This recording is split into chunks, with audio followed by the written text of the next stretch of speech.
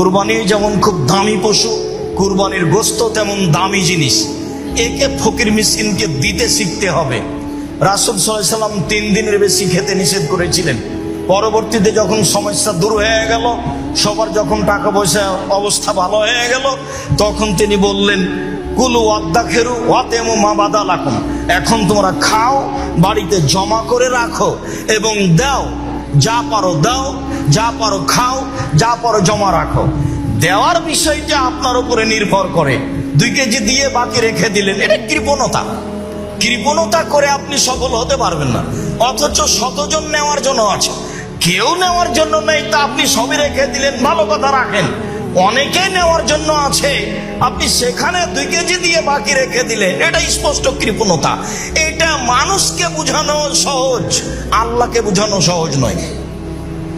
কেননা দিতে হবে, এটা আল্লাহর আদেশ। আল্লাহ তাআলা বলছেন, ফাকুলু ওয়াতেমুল বাইস ওয়াল ফকির, তোমরা কুরবানির গোশত নিজেরা খাও, দুস্থ গরীব ফকির মিসকিনকে খেতে দাও, এটা আল্লাহর আদেশ।